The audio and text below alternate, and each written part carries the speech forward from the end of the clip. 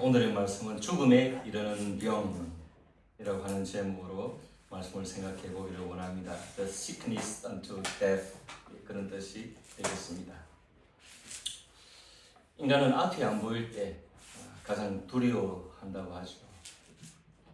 욥의 인생에 흑암이 뒤덮였습니다. 한치 앞을 볼 수 없습니다. 밤에 잠을 잘 수 없고 이리 뒤척 저리 뒤척 하면나 나을까 그렇게 기약 없는 순간순간들이 지나갑니다. 본문에서 이 욥은 답이 없는 그 현실의 고통, 즉 죽음에 이르는 병으로 인해서 절망하게 됩니다. 욥이 고통 가운데서 절망하여서 절규하지만 하나님은 묵묵부답이시고 욥의 고통은 죽음으로 끝이 나지 않은 채 욥을 절망의 구름텅이로 밀어넣습니다. 우리가 방금 읽었다시피 욥은 어떤 말들을 쏟아냅니까? 이와 같이 내가 여러 달째 고통을 받으니 고달픈 밤이 내게 작정되었구나. 여러분, 몸이 아프면 낮보다는 밤이 더 괴롭습니다. 희한하게 밤에 더 아프고 괴롭고 고통스럽고 그렇습니다. 내가 누울 때면 말하기를 언제나 일어날까, 언제나 밤이 갈까 하면 새벽까지 이리 뒤척 저리 뒤척 하는구나. 내 살에는 구더기와 흙덩이가 의복처럼 입혀졌고 내 피부는 굳어졌다가 터지는구나. 여러분 한번 생각해 보십시오. 이 시대는, 욥이 살았던 시대는 거의 족장 시대라고 했는데 예전에는 의술이 없습니다. 약 이런 거 없습니다. 항생제, 페니실린 이런 거 없습니다. 요즘 항생제가 있어도 다시 병원에 잡혀가는 그런 게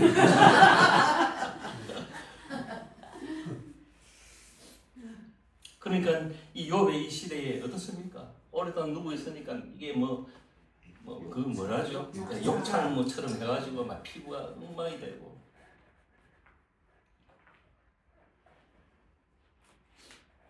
나의 날은 배틀의 북보다 빠르니 희망 없이 보내는구나. 예전에 할머니 그 미싱이 있었습니다. 그 보면 그 실감 그 보면은 할머니가 이래 발로 틀을 밟았죠. 발로 틀 밟고 그게 막 돌아가면 그 배틀에 그 실이 감긴 그 북이 막 미친 듯이 막 이럽니다. 정말 미친 듯이 이렇게 움직입니다. 그 북보다 빠르니 희망 없이 보내는구나. 내 생명이 한낮 바람 같음을 생각하옵소서. 나의 눈이 다시는 행복을 보지 못하리이다. 절망한다는 것이 절망에 이르렀다. 나의 눈이 다시는 행복을 보지 못하리이다.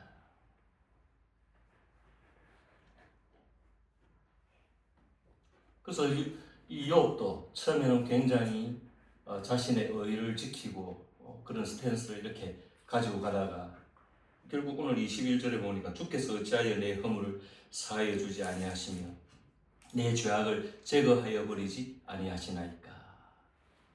그러니까 급기야 자신이 뭔가가 하나님 앞에 부족한 인생이기 때문에 이렇게 되었기 때문에 하나님 내 죄를 왜 빨리 사하여 주시지 아니하십니까 하고 그렇게 하나님께 이 마음을 들여보는 거예요.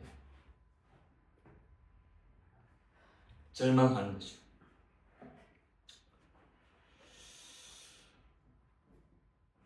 이 욥의 절망의 성격은 무엇입니까? 율법을 따라서 하나님을 철저하게 섬겼고 좌로나 우로나 치우치지 아니하고 대단한 모범적 의를 이루어 가지고 하나님을 만족시켰습니다. 하나님을 만족시킨 그 신앙에 있어 가지고는 굉장히 범생이었죠. 모범생이었습니다. 그런데 어느 날 갑자기 이해되어지지 않는, 설명되지 않는 애매한 인생 최악의 고난이 닥쳐온 것입니다. 욥의 경우는 하나님을 믿기는 믿었으나 현재의 자신은 하나님의 부재, 곧 응답하지 아니하시는 하나님을 느끼고 몸서리치는 그런 상태였고 머리를 쥐어 뜯는 그런 상태였던 것입니다. 욥이 그런 순간을 지금 지나가고 있습니다. 욥은 자기 자신의 존재 자체에 의문을 품고 절망의 늪에서 소리치는 것입니다. 이렇게 신 앞에서 처절하게 절망하는 욥을 보면서 자연스레 키에르케고르가 연상이 되는 것은 웬일일까요? 지난번에도 제가 언급한 바가 있었지만 실존주의 철학자 키에르케고르가 자신의 필명이 있습니다. 요하네스 클리마쿠스라는 필명이 있었고 또 안티클리마쿠스라고 하는 필명, 또 그 외의 필명도 있습니다. 특히 안티클리마쿠스라는 이름으로 1849년에 출판을 했는데 죽음에 이르는 병이라는 제목으로 책을 출판했습니다. 이 책에서 죽음에 이르는 병은 바로 절망이라고 했습니다. 최근에 어느 학자는 이 책을 두고 이 책은 단순한 철학책이라기보다는 가장 기독교적이면서 기독교의 성령론의 관점으로 읽어야 한다고 했습니다. 왜 그런가 하면은 불신자가 신앙인이 되는 과정을 말하고 있고 기독교인의 거듭남에 대해서 말하고 있기 때문입니다. 키에르케고르는 이 신앙이 없는 일반인이 신앙인이 되기까지 거치는 3단계의 과정이 있다고 했습니다. 심미적 단계, 윤리적 단계, 종교적 단계, 이 3단계를 거친다고 했습니다. 이 3단계의 이 관계는 닫혀 있는 것이 아니라 열려 있는, 서로 이렇게 유기적으로 연결되어 있다 그랬습니다. 단절된 것이 아니라. 그런데 가장 비참한 절망 중에 가장 비참한 절망은 그 절망이 자기에게 이르렀다는 것을 모르는 절망이라고 그랬습니다. 자기가 하나님 신 앞에서 하나님 앞에서 나는 절망적인 상태에 놓여 있는 것을 모르는 그것이 가장 절망적이다 그랬습니다. 좀 어렵지만 여러분 조금 생각해 보시면 이해가 될 수도 있을 것입니다.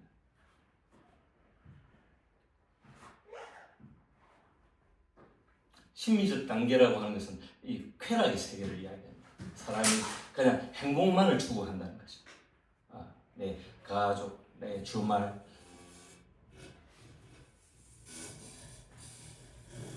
제가 존경하는 목사님 중에 어느 한 분이 최근 유튜브에 보니까 제발 맛집 찾아다니지 말고 그 카페 좀 찾아다니지 마라 이러는데 제가 뜨끔하더라고요.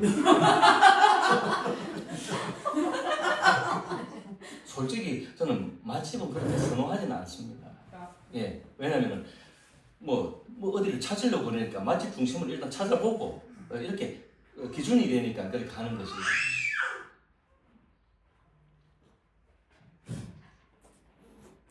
그게 이제 하나의 목적인 분들이 절대 다수죠.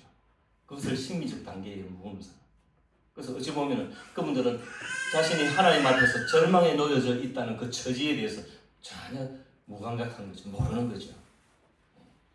그 다음에 윤리적 단계. 이건 좀 고상한 분들이죠. 나름대로 책임의식도 있고 윤리의식도 있고. 그런데 그렇게 살아보았지만, 고상하게 살아보았지만, 그러나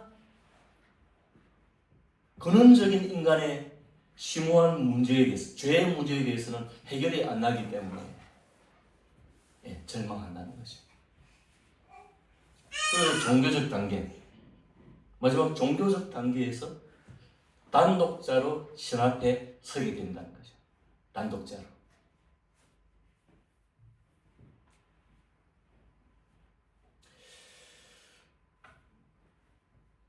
물론 특별한 케이스를 제외하고는 대체로 사람들은 하나님 앞에 나갈 때에 현실적 절망을 가지고 나갑니다.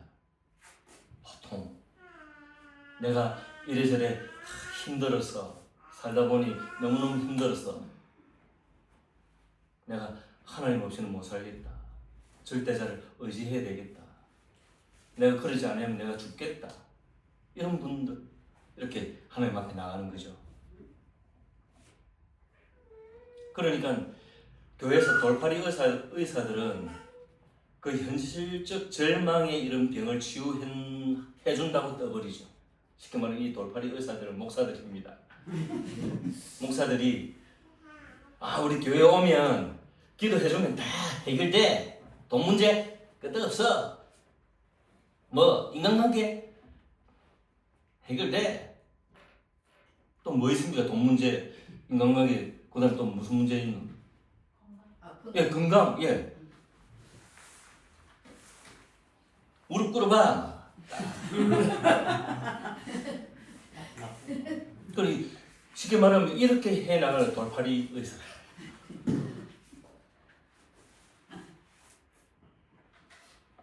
불행하게도 이 돌팔이 의사들이 오늘날 이 빛나간 목사들이라는 것이죠. 그래서 이 돌팔이들은 뭘 추구하냐면 떡하니 거하게 빛과 번쩍하게 폼나게 뽀대나게 그렇게 교회를 만들어 놓으면 뭡니까? 발언권도 세어지고 명예도 생기고 돈도 생기고 인정해주고 하니까 세상에서 이 세상을 통합해가지고 하나님의 진리를 대적하는 종교 통합 세력을 형성해서 세상을 지배하고자 하는 인간 탐욕의 야욕을 가진 WCC, WEA 이런 종교 통합 세력을 형성해가지고 우쭈쭈 해주니까 우쭈쭈 해주니까 그 길이 어디로 가는 길인 줄도 모르고 지옥으로 가는 길인 줄도 모르고 거기에 참가하고 거기에 나서서 이름 올리고 하면서 전부 다 돌팔이들이 보니까 그것에 대해서 경각심도 가지지도 못해요. 말도 못하고 힘 앞에서 그것이 사망의 길로 가는 것임을 깨닫지 못하고 우쭐대는 희대의 종교 사기극에도 개탄하지 않고 부러워서 심 벌리고 하는 이 절대 다수의 목사들이 돌팔이 의사로 이 키에르케고르는 규정을 하고 키에르케고르가 돌팔이가 아닌 참 의사로 내세우는 것은 바로 예수 그리스도입니다. 예수님만이 의사다.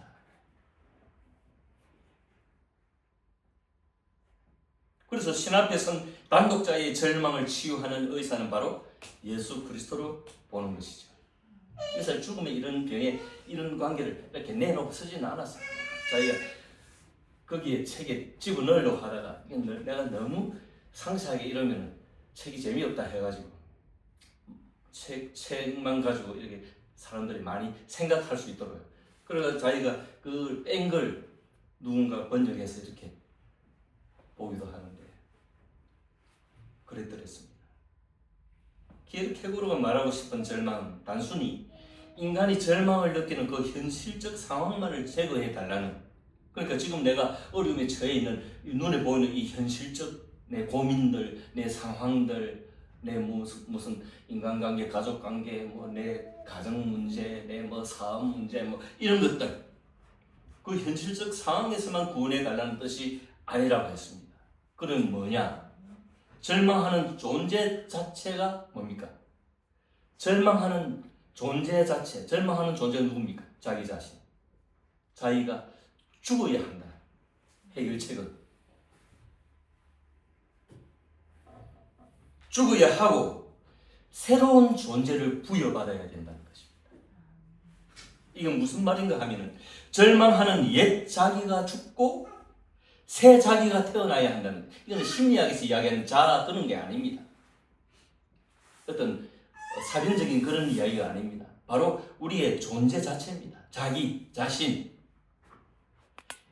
내가 죽어야 산다는 것입니다. 하나님 앞에서 옛 자기가 죽고 새 자기가 태어나야 한다는 것입니다. 그래서 죽음에 이르는 병인 절망을 치료하는 방법은 하나님 앞에서 욕망에 자기가 죽고 세상의 그 탐욕에 대해서 죽어야 한다는 것입니다.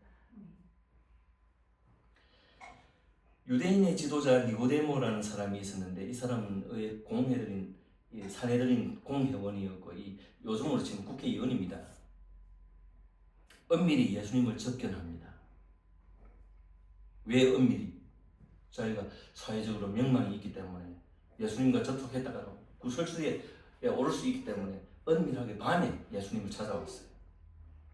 그래서 니고데모가 요한복음 3장 2절에 이렇게 이야기해요. 그가 밤에 예수께 와서 이르되 랍비여 선생님이여 우리가 당신은 하나님께로부터 오신 선생인 줄 아나이다. 하나님이 함께 하시지 아니하시면 당신이 행하시는 이 표적을 아무도 할 수 없음이니이다. 그러니까 예수님을 내가 인정을 합니다. 당신 내가 볼 때 당신 철없어도 하나님이 보내시지 아니하면 이 아내 되시는 분인데, 그러니까 예수님이 다 알죠. 왜 예수님을 찾아왔는지. 그래서 예수님이 말씀하십니다. 진실로 진실로 네게 이르노니 사람이 거듭나지 아니하면 하나님의 나라를 볼 수 없느니라 그랬습니다. 예수님이 거듭나야 된다는 이야기를 하십니다. 그러니까 니고데모가 사람이 늙으면 어떻게 날 수 있사옵나니까 두 번째 모태에 들어갔다거나, 그러니까 뻔한 질문.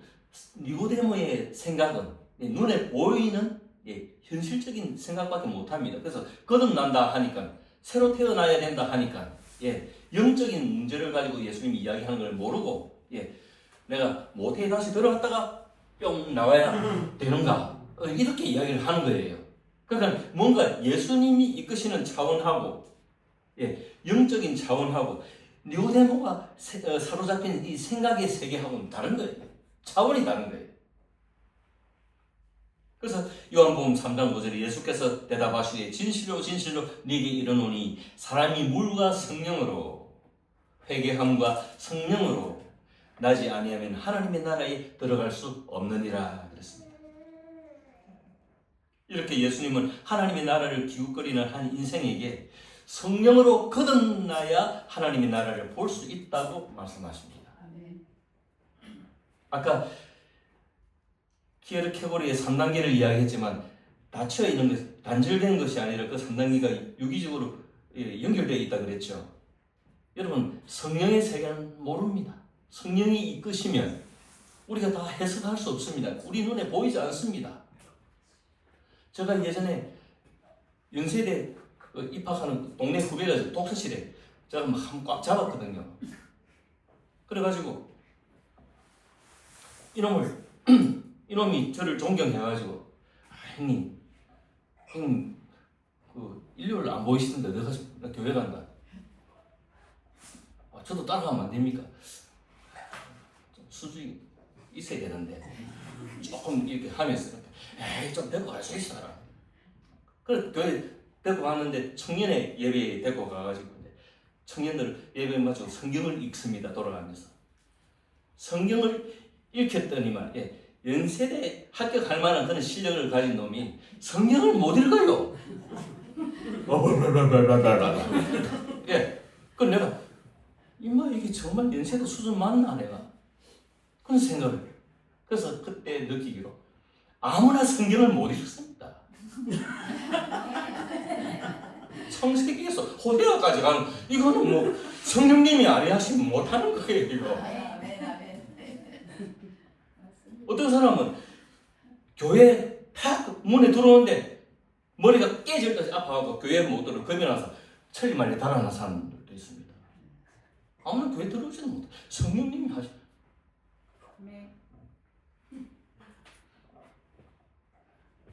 또 어떤 사람들은 뭐 장사할 목적으로 교회에 오시는 분도 있고, 또 예전에 우리 친구들 보니까 교회 왜 가냐 하니까 저는 집안이 불교이기 때문에 저는 교회 가지도 못하고, 그래서 왜 교회 가노 하니까 여학생이 있기 때문에 간다 하거든.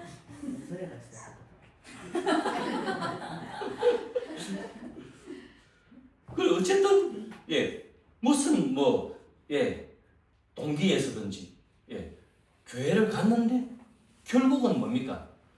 단독자로 하나님 앞에 서더라는 것입니다. 그 성령이 이끄시면 우리가 다 해석할 수 없는 겁니다. 에이, 저 사람 진짜인가 다 너무 그렇게 생각하지 마세요. 예. 성령이 이끌어 가시면. 그래서 이 니고데모는 어떻게 됐을까요? 계속 예수님하고 거리를 두면서 적당한 선에서 믿음을 가지고 거듭났기는 거듭났는데 적극적으로 나서지도 않고 다른 제자들이 막 나서서 이래 할 때도 나서지도 않고 이렇게 하다가 예수님이 십자가에 돌아가셨을 때 막 앞에서 나서던 제자들은 다 천리말리 달아나 버리고 니고데모하고 또 누굽니까? 같이 힘을 합쳐가지고 예수님의 시신을 수습해가지고 예수님을 안치시키고 동굴에 무덤에 안치시키고 장사를 지내는 이게 뭡니까? 믿음이 극단적으로 이렇게 서서히 자랐다는 거예요. 다 두려워서 도망가도 예수님이 마지막을 챙겨드리는 그런 담대함과 믿음을 가지기까지 이르렀다는 것입니다.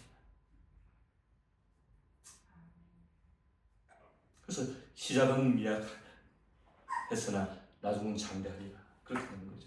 우리 믿음이 비록 연약하지만 인생 가운데 하나님의 이끄심을 받으면 장대한 믿음으로 성장할 수 있다는 것입니다.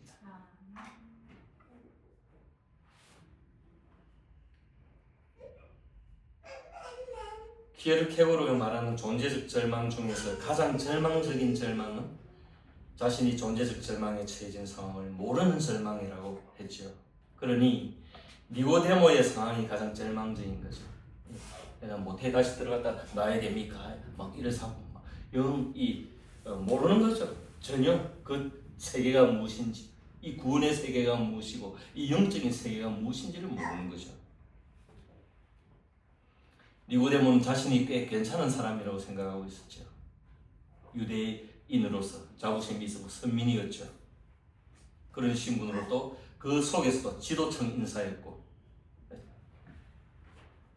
돈도 있었을 것이고 존경도 받았을 것입니다. 로마서 6장 6절과 8절에 보면 이런 말씀이 있습니다. 우리가 알거니와 우리의 옛사람이 예수와 함께 십자가에 못 박힌 것은 죄의 몸이 죽어 다시는 우리가 죄에게 종노릇하지 아니하려 함이니 만일 우리가 그리스도와 함께 죽었으면 또한 그와 함께 살 줄을 믿노니. 그래서 우리가 살 길은 하나님 앞에서 내 옛 자기가 죽어야 하는 것입니다. 안 죽으면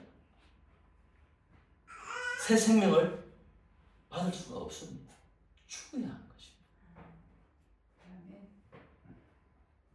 그리스도와 함께 죽으면 또한 그리스도와 함께 살 줄을 믿노니. 이것이 우리의 신앙입니다. 갈라디아서 2장 20절에는 내가 그리스도와 함께 십자가에 못 박혔나니 그런즉 이제는 내가 사는 것이 아니요 오직 내 안에 그리스도께서 사시는 것이다. 이제 내가 육체 가운데 사는 것은 나를 사랑하사 나를 위하여 자기 자신을 버리신 하나님의 아들을 믿는 믿음 안에서 사는 것이다. 우리가 사는 것은 그냥 그저 생명이 있기 때문에 사는 것이 아니라 이제는 그리스도 안에서 새롭게 탄생된 인생으로 새 인생을 산다는 것입니다. 그러면 여기서 존재가 바뀌는 키가 무엇인가? 열쇠가 무엇인가? 하나님 앞에서 단독자로 서서 인간 존재적 절망을 느끼고 그 절망에서 벗어나가지고 구원을 얻을 수 있는 유일한 열쇠가 무엇인가? 죽어야 한다고 그랬죠. 죽어도 내 마음대로 죽을 수 있나요?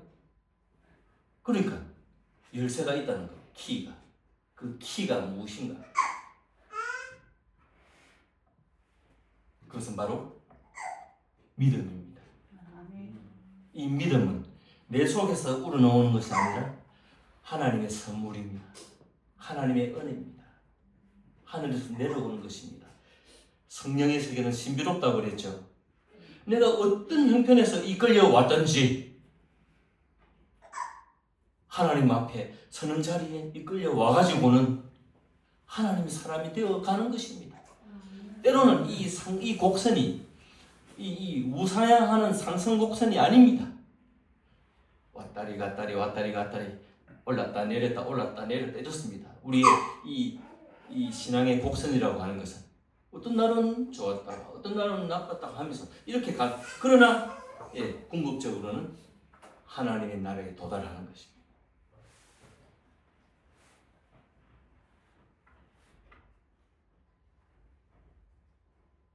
로마서 1장 17절에는 복음에는 하나님의 의가 나타나서 믿음으로 믿음에 이르게 하나니 기록된 바 오직 의는 믿음으로 말미암아 살리라 함과 같으니라 그랬습니다.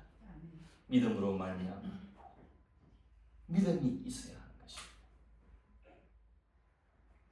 로마서 10장 16절 이하에는 그러나 그들이 다 복음을 순종하지 아니하였도다. 이사야가 이르되 주여 우리가 전한 것을 누가 믿었나이까 하였으니 그러므로 믿음은 들음에서 나며 들음은 그리스도의 말씀으로 말미암았느니라. 그러나 내가 말하노니 그들이 듣지 아니하였느냐? 그렇지 아니하니 그 소리가 온 땅에 퍼졌고 그 말씀이 땅끝까지 이르렀도다 하였느니라. 그러나 내가 말하노니 이스라엘이 알지 못하였느냐? 먼저 모세가 이르되 내가 백성 아닌 자로서 너희를 시기하게 하며 미련한 백성으로서 너희를 노엽게 하리라 하였고. 뭡니까? 정작 부름받은 하나님의 백성들이 불순종하는 자리에 있었고 오히려 이들이 시기하기까지 백성들이 불순종하면 이방인들이 복음을 믿고 순종해서 그들을 하여금 시기나게 한다는 거예요.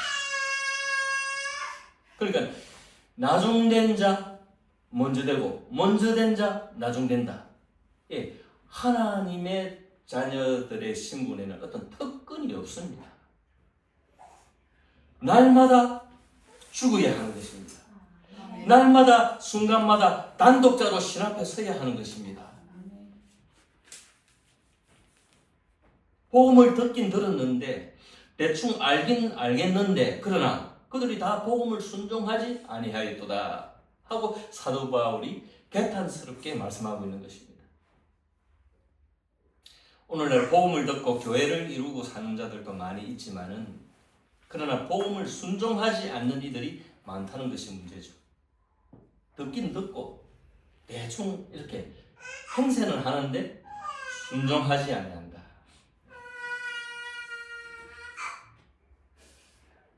우리가 사는 이 땅은 이미 인간의 불순종으로 말미암아 심판이 유보된 상태라는 점에 주목해야 합니다. 이 땅은. 그래서 심판받을 이 땅에서 잘되고 복락을 누리는 것에 신앙의 초점을 맞추면 그것이 복음에 불순종하는 것입니다. 복음이 무엇입니까? 복음은 복된 소식인데 바로 예수가 오셨다는 소식입니다. 그래서 예수가 우리에게 오셔가지고 이 땅에 오셔가지고 하신 일이 무엇입니까? 그 점을 잘 살펴야 되는 것입니다. 그래야 우리가 옳은 길을 가는 것입니다. 예수님은 이 땅에 오셔가지고 하나님의 나라를 세우셨습니다. 이 하나님의 나라는 돈이 안 되는 나라입니다. 유대 나라의 선민 사상인 시오니즘을 세우고 로마의 식민지에서 해방시켜주고 온 세계 가운데 유대 나라를 우뚝 세우는 것을 유대인은 원했습니다. 예수님이 왕이 되어가지고 정말 한번 잘해봅시다. 유대인은 그렇게 예수님께 달려갔지만 그러나 예수님은 그들을 피했습니다. 그리고 결국 십자가에 지시는 모습으로 그의 방식으로 하나님의 나라를 세우셨습니다. 그러니까 인기가 없는 거예요.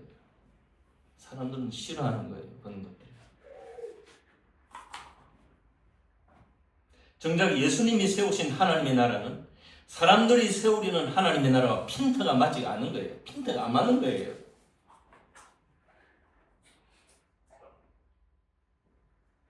우리는 예수님 당신 스스로가 영광을 얻는 방식이 무엇인가? 영광을 얻는 방식에 주목해야 합니다. 요한복음 12장 24절 25절에 보면 내가 진실로 진실로 너희에게 이르노니 한 알에 미리 땅에 떨어져 죽지 아니하면 한 알 그대로 있고 죽으면 많은 열매를 맺느니라. 여기도 죽는 소리를 하고 있는 것입니다. 자기의 생명을 사랑하는 자는 잃어버릴 것이요 이 세상에서 자기의 생명을 미워하는 자는 영생하도록 보존하리라. 그래서 우리의 가는 길이 다르다는 것입니다. 갈라디아서 2장 20절에는 내가 그리스도와 함께 십자가에 못 박혔나니 그런즉 이제는 내가 사는 것이 아니요 오직 내 안에 그리스도께서 사시는 것이라. 이제 내가 육체 가운데 사는 것은 나를 사랑하사 나를 위하여 자기 자신을 버리신 하나님의 아들을 믿는 믿음 안에서 사는 것이라. 믿음이 있어야 하는 것입니다. 믿음이 있어야 사는 것입니다. 말씀이 우리에게 들려주는 하나님의 나라는 예수 천당 불신 지옥이라고 하는 이 내세적인 구호로만 담아낼 수 없는 그런 것입니다. 그래서 이 땅에서 내게 주어진 삶을 이 나를 사랑하사 이 나를 위하여 자기 자신을 버리신 하나님의 아들을 믿는 믿음 안에서 사는 것이라고. 그래서 우리가 살아내야 하는 것입니다. 그래서 오늘 우리에게 주어진 현실, 나의 처지, 이것은 대단히 중요한 것입니다. 여기서 우리의 신앙을 녹여내야 되고 끝장을 봐야 하는 것입니다.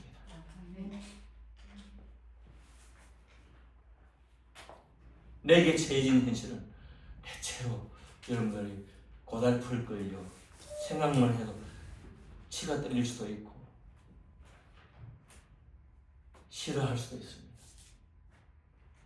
그러나 거기서 우리의 신앙을 만들어가야 한다는 것입니다.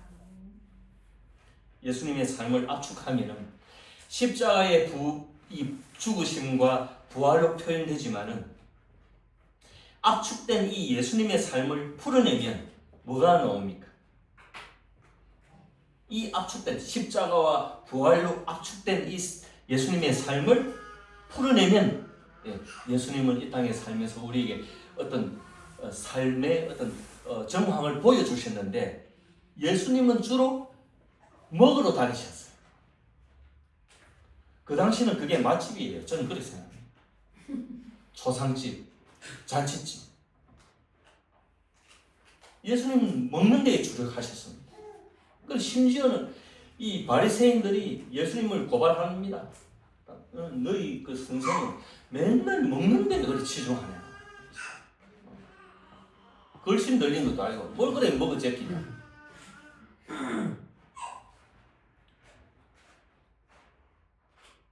그러니까 복음이라고 하는 것은 탈세속적이고 염세주의적으로 몰아세우지 않습니다. 이 복음은 우리가 삶의 현장으로 들어가게 만드는 것입니다. 이 복음은.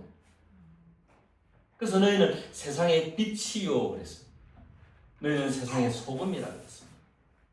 세상 속으로 우리가 들어가는 것. 이 세상이 어디입니까? 내 가정, 내 직장, 내 사업터.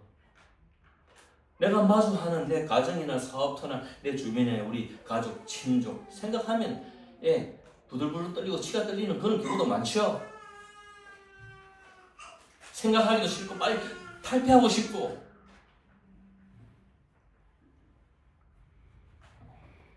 그래서 교회로 오는 분들이 많습니다. 1년 360 월화 수목 금토 주 이래가지고 맨날 교회 출석하면서 집안일 다 팽개치고 그런 분들도 있습니다. 곤란합니다. 그건 곤란합니다.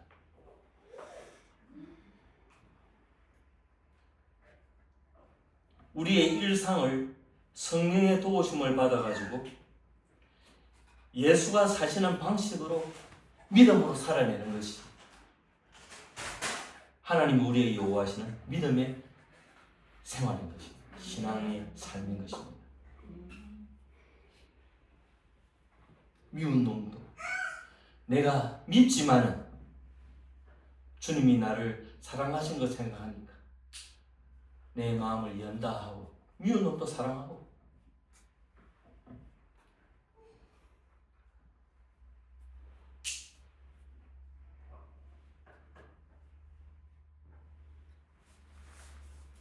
말씀을 정리를 하면서 한 몇 가지를 생각해 보기를 원합니다. 요는 무엇입니까?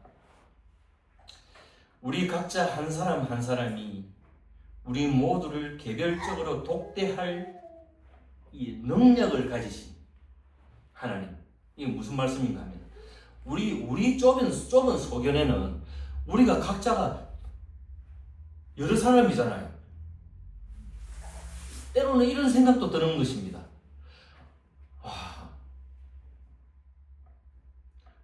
김집사도 기도하고 하집사도 기도하는데 그러면 하나님이 정신 시끄러워서 어떻게 사시겠나? 그러니까 하나님이십니다. 하나님은 무소부자서 능력이 많으신 분이시고 하나님은 우리를 개별자로 단독으로 이렇게 면접을 보시는 것입니다. 그러기를 원하시는 것입니다. 몽땅 그래가지고 야 민족 단위로 해라. 안 그래도 귀찮은데 하나님 그러지 않습니다. 개별자로. 그러니까 여러분 전혀 그런 생각하지 마시고 부지런히 하나님 생각하시게 두세요. 하나님 이건 뭡니까? 이거는 뭡니까? 자꾸 물어보시고 하나님 귀찮게 해드는 나는 그래도 수준이 있어서 나는 그래도 그동안 신앙의 수준이 있거든. 그러니까 이런 것 정도는 하나님께 내가 안 묻는다. 그러지 마세요. 저도 한때는 그런 적이 있었어요. 근데 하나님은 시시콜콜하게 물으시는 걸 원하신다고.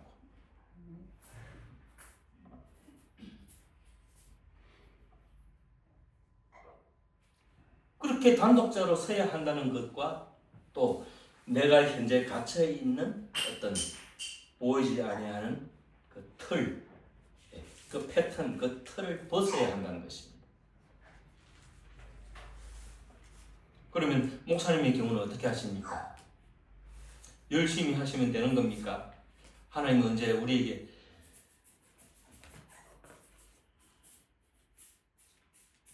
열심히만 하라고 했습니다. 기도를 열심히 해라. 하나님은 어떤 물량적으로 열심히 달려가는 그걸 원하지 아니하십니다.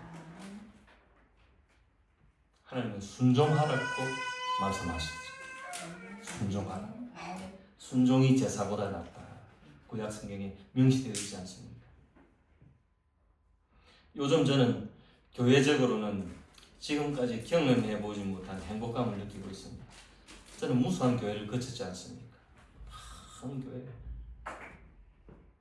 중국에 가서는 수천 명이 모여있는 그 예배를 드리면서 설교도 해봤고 그게 무엇인지도 알고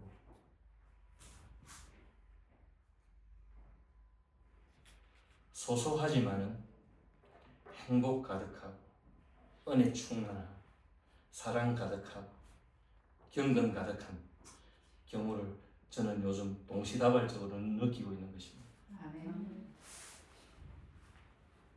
가공된 것이 아니라 인위적으로 억지로 만들어낸 것이 아니라 목사가 핏대 올려갖고 막 이랍시다 저랍시다 해가지고 된 것이 아니라 하나님이 이끄시는 결을 따라서 성령의 결을 따라서 다소 차분히 조용히 일하시는 그런 부분에 대해서 하나님의 은혜로 라고 밖에 할 수밖에 없는 것입니다. 오직 하나님의 은혜인 것입니다. 하나님의 은혜로 하나님이 일하시는 것을 우리가 느끼고 보는 것입니다. 이 지점에서 제가 들떠버리면 제가 우쭐해버리면 어떻게 되죠? 아마추어적 분수가 되기 쉽습니다. 저는 이런 지점에서 무엇을 가지고 씨름하고 생각하고 골몰하는지 아십니까? 어찌하면 더 죽을 수 있을까? 그걸 생각합니다. 어찌하면 더 죽을 수 있을까? 자꾸 더 죽지 못하도록 요즘 고모님이 자꾸 설거지를 해줘가지고 제가 뭐 하지만 제가 표현할 수 있는 길은 설거지밖에 없는데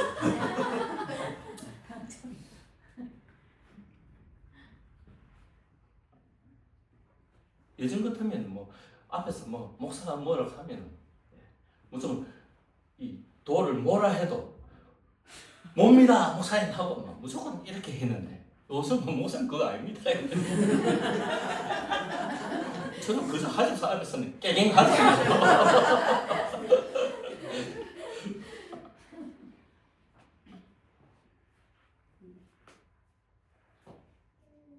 어쩌다가 우리 황 목사님이 저 같은 목사님 만나가지고 같이 고생하는 거예요. 같이 고생. 그런데 제가 죽는 것만 생각하면 여러분이 너무 또 그 겁이 나기 때문에 저 목사님 따라가다가는 같이 죽는구나. 그래서 이 시스템 문제인데 사람은 다 연약하기 때문에 나는 아니고 니는 그래 하나 이게 아니고 우리가 그 어떤 특정한 구조 속에 들어가면 다 약한 인간이기 때문에 그렇게 됩니다. 그래서 틀을 자꾸 걷자고 하는 것이고, 구조를 어느 정도로 타락하지 않는 구조로 우리가 가자 하는 것인데, 저야 왜 욕망이 없습니까? 그러니까 교회를 가지고 욕망을 삼지 말라는 거죠. 교회를 가지고 교회가 잘 된다 해가지고 목사가 돈이 더 생긴 이 구조는 아닌 거예요. 그럼 목사는 무슨 생각합니까? 자꾸 잘 되면 잘 되는 걸 싫어하는 사람이 누가 있을까요? 구원을 받는 일이고 다 그런 일인데. 그런데 하다 보니까 매너리즘에 빠지게 되고 어느 시점에서 그냥 떨어져 버리더라 하는 것입니다.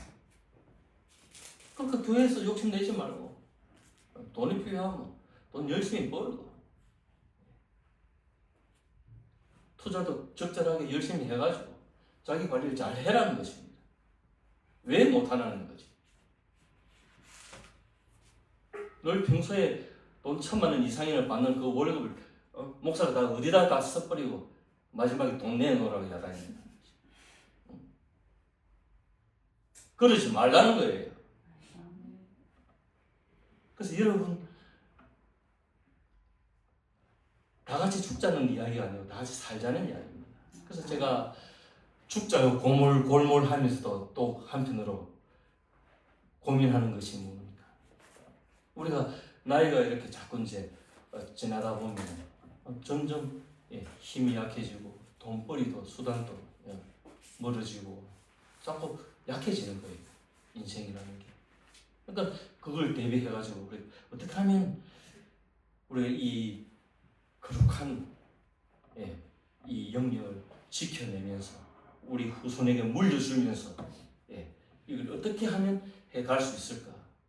그러니까 제가 여러분 오해하지 마시기 바랍니다. 오해하지 마시고 들어주시기 바랍니다. 저는 성경보다도 세상에 관한 공부를 더 많이 합니다. 지난 10년간 계속 주식, 경제, 투자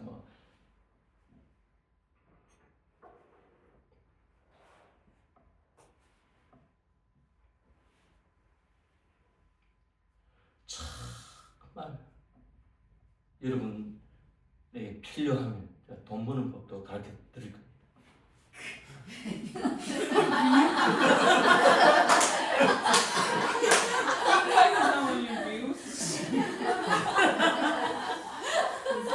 근데 이상하게 집사님 저보고 뭐만 하면 돈이 안 된다.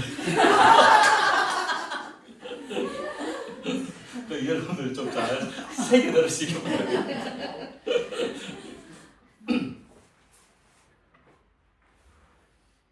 여러분 신앙생활은 교회에서 하는 것이 아니고 여러분의 삶의 현장에서 하는 것입니다.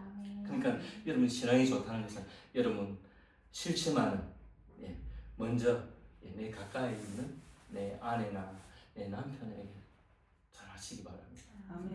내 마음에 안 들어도 남편, 아내가 마음에 드는 법이 어디 있습니까? 마음에 안 드는데 합쳐놨는데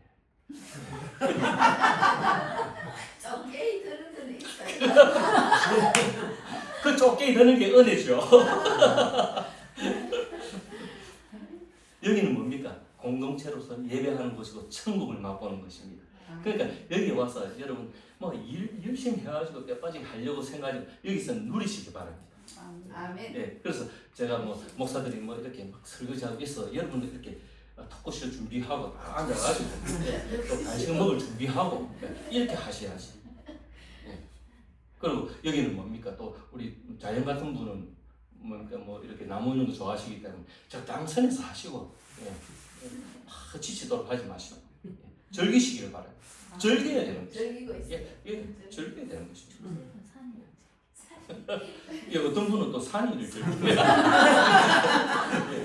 개성이 다 강해.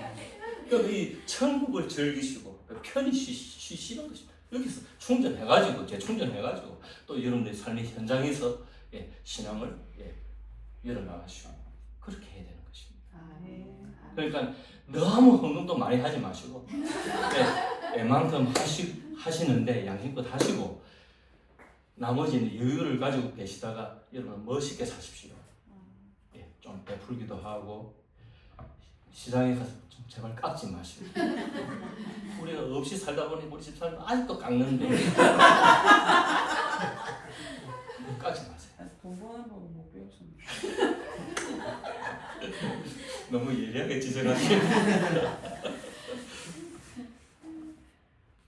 아주 너그럽고 여유 있고 좀 유유자적하고 좀 멋있게 좀 생각. 그래야 내 저 사람 보니까 가만 보니까 교회 가는 것 같은데 내 저 사람이라면 내가 교회 따라가고 싶다. 이래야지. 맞습니다. 예, 이래 돼야지. 막 우리가 막 가자 한다고 가십니까? 요즘 같은 사람들이 누가 교회 가서 한다고 그냥 따라옵니까? 맞아요.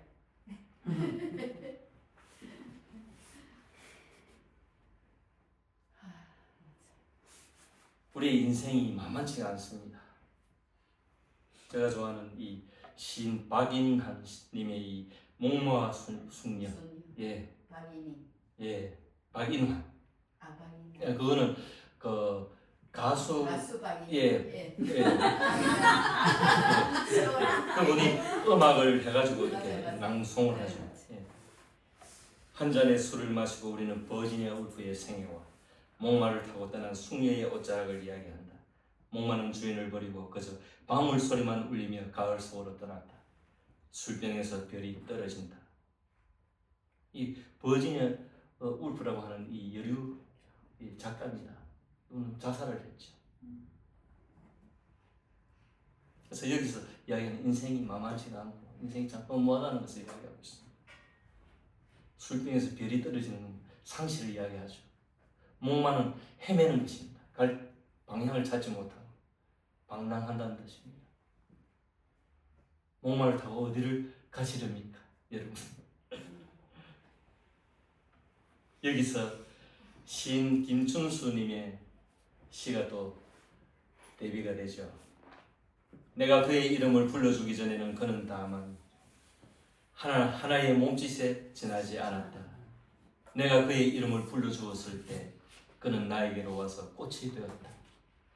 우리는 주님의 부르심을 받은 것입니다. 아멘. 아멘.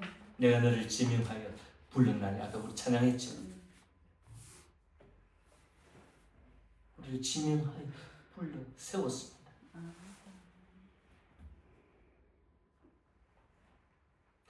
여러분, 죽으라고만 하는 일이 아니라 단독자로서 이 마지막 종교적 단계에서 우리 옛 자기가 죽어버리고 새롭게 거듭나서 새로운 하나님 이끄시는 삶을, 성령이 이끄시는 삶을 살면, 예, 돈 문제, 무슨 문제인가, 그런 거야, 건강 문제, 껌이죠.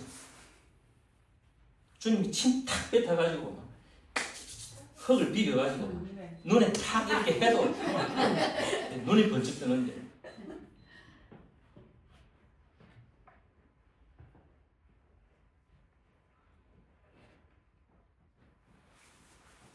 내가 굉장히 그동안 가슴 아팠던 이야기가, 우리 하영이가 좀 시력이 약해가지고 약시가 돼가지고 때를 놓쳤어요. 어린아이들이 안경을 이렇게 쓰고 있는 거 봤죠? 그 약시들이거든요. 그럼 안경 쓰는 게 그 치유입니다. 치료법입니다. 그 제때 씌워줘야 이 이제 약시에서 이렇게 시력이 좋아지는데, 그 시기를 놓쳐버린 거예요. 우리가 무식해가지고 무심해가지고. 그래가지고 제가 침배 타가지고 저녁에 가서 하는 이 시기가 있거든. 왜냐면 제 경험으로는 하나님이 늘 경험을 주셔요. 제가 손을 넣고 병이 치유되는 것에는 마음이 동해. 하나님이 성령의 감동을 주셔야 돼요. 제가 슬퍼요. 마음이 아파요. 그 아픔에 대해서. 그래야만 되는데 안 그래도 막 옥신각신 이렇게 좀 그 하다가 집사람이 아파가지고 기도해 주세요. 기도가 됩니까? 그래서 집사람이 굉장히 불쌍하고 마음이 아프고 그래야 기도가 되는 거지. 그래 나는 거지. 우리 하영이 같은 경우에는 우리가 바쁘게 산다고 공부하고 막 이래 한다고 그 때를 못 가지는 거예요. 그런 성령의 결이 오질 않는 거예요. 그러다 보니까 결혼해버리고 그때 하영이가 폐렴이 있어가지고 막 이렇게 병원에서 보는 건 입원하는 차에 이 개에 팀이 얼마나 제가 기특한지 팀이 요때에 눈수술을 하자 이래 돼가지고 제가 막 팀이 얼마나 감사한지 고마운지 저 친구가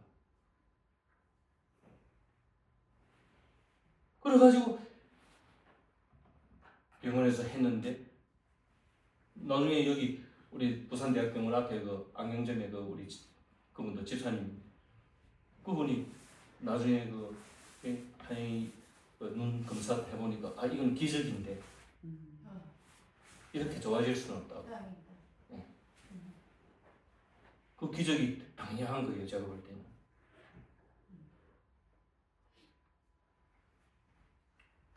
팀이나 자기들은 뭐 독립심 때문에 뭐 자기들 가서 수술하고 그러는. 우리는 그래도 우리 가정에서 시 보낸 거기 때문에 책임감이 있어가지고 돈 들고 가가지고 이거 카드 병원비 내고 수술비 내고 해가지고 가기 전에 기도를 해줬는데 하영이가 눈물 몇 방울 흘리더라고. 저는 벌써 거기서부터 치유가 들어갔다고 봅니다. 그 눈물이.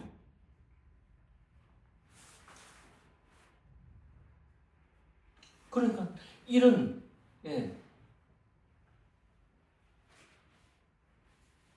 부스러기도 있단 말입니다. 그런데 이게 목적이 아니란 말입니다. 이게 목적이 아니라. 뭐가 목적입니까? 하나님이 목적입니다. 하나님이 내 아버지입니다. 하나님 나의 창조주입니다. 내가 그분 앞에 단독자로 서야 되는 것입니다.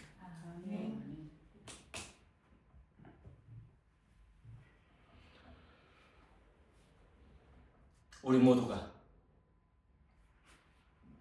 이런 높고 높으신 깊고 깊으신 하나님 앞에 단독자로 서셔서 내가 절망할 때 그 절망에서 내가 죽고 새롭게 살아나고 그 틀에서 벗어나 영광스러운 자리로 나아가 하나님을 찬양하는 복된 은혜가 우리 모두에게 있으시기를 주님 이름으로 축원드립니다. 아멘.